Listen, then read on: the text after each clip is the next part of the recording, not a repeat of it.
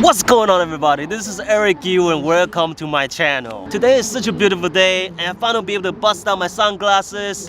It's such a wonderful day today. And before I started, I just want to mention I have been in the food industry ever since I started my career, and I am a keto diet practitioner. So this channel will be providing a lot of different information about food manufacturing, nutrition, and keto recipes. So if you do like contents like this, please click subscribe. So we're on this road trip to Putuosan, Zhejiang province, and along with my wife and 3 other girls. Oh yeah. But just for the record, if you're the only man in the group, you probably have to do all the heavy duties. Crap. And Putuosan is very famous for people to go there and worship the Buddhas, and which I do go there every year as well. And long story short, it's more like an annual meeting thing with the Buddhas and just trying to catch up with them and tell them what's going on with my life and ask them for their blessing for the coming year. But it is a really good place to get away from the city life. You'll be able to find calm and inner peace when you go to places like this. And while we're at the convenience store at the highway service stop, I found this. This is amazing. At first I thought it's processed cheese, and this is actually real cheese in the middle of nowhere in China.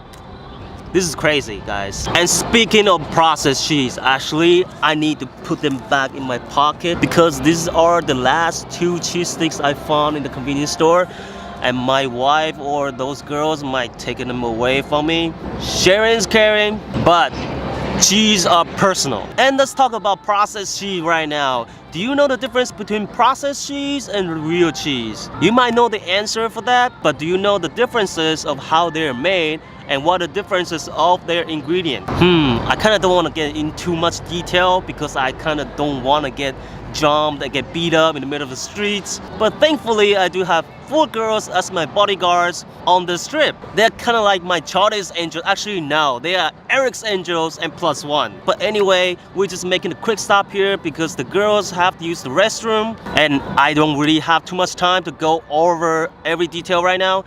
But sit back, relax, and enjoy the rest of the vlog, and we will get back to it. Crap, forgot my camera. And by the way, intro.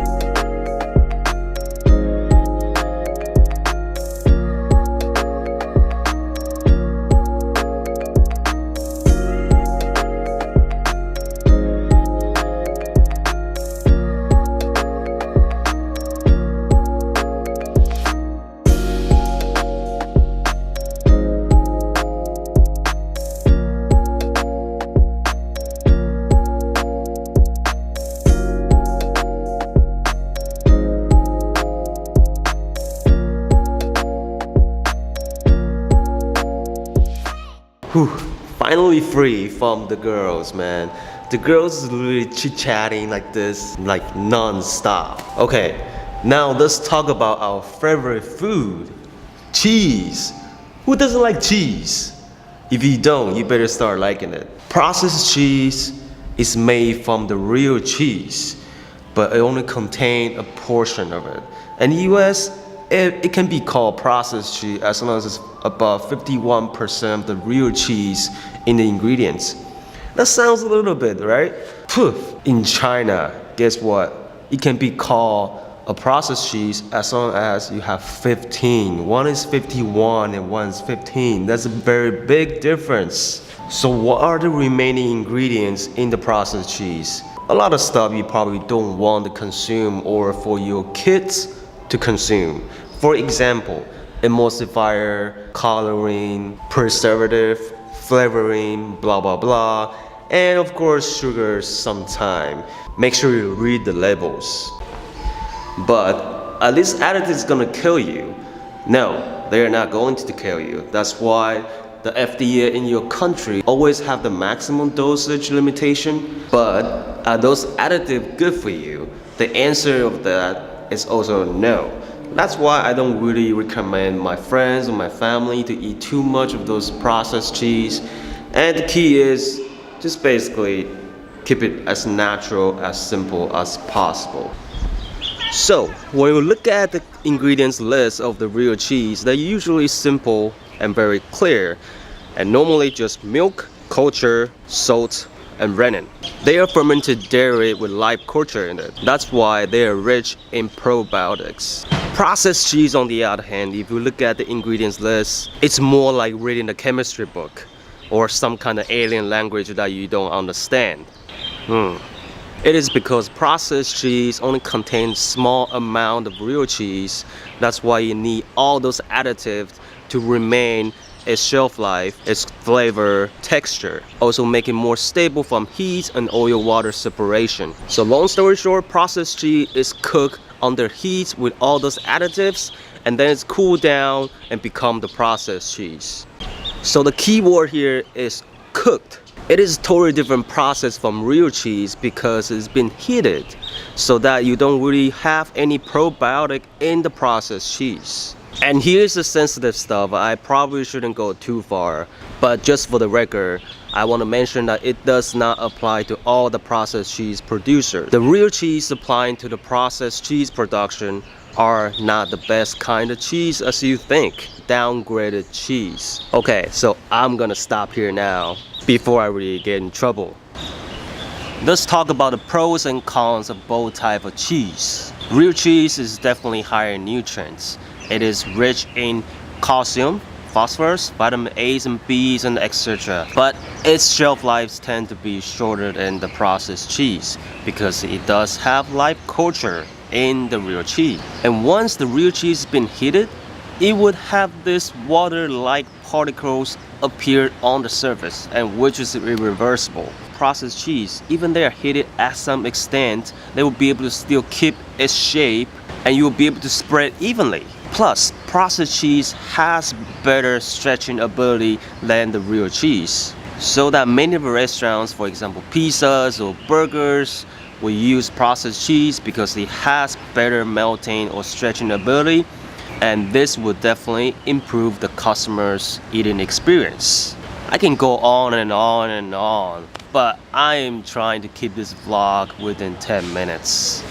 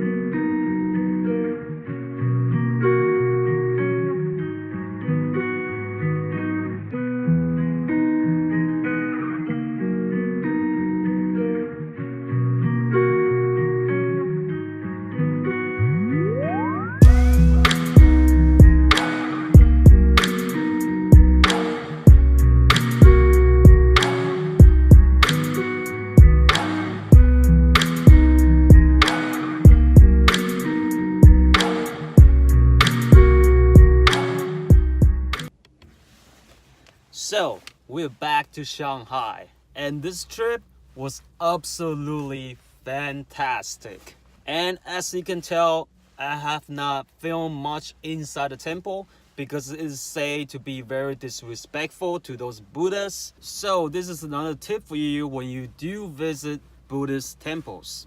But just to be honest, I didn't even know about this until one of the monks told me nicely. Now, let's do a quick recap. When you're in some kind of special diet and you travel with a group of friends and they all snacking on different kind of food that you can't eat, the solution of that is bring your own snack. So macadamia nuts are always top of my choice. But this trip, I actually brought this keto-friendly cakes that I bought from Taobao. Each serving of this cake has 31 grams of fat, 13 grams of protein, and 3 grams of net carb. And they are pretty tasty. I will have the link in the description box below if you're interested. But of course, you have to be in China, and you also do need to have a Taobao account.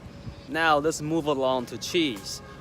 The processed cheese and the real cheese I just talked about are pretty basic. And it really depends on your feedback and questions so that I can go through the topics of your interest.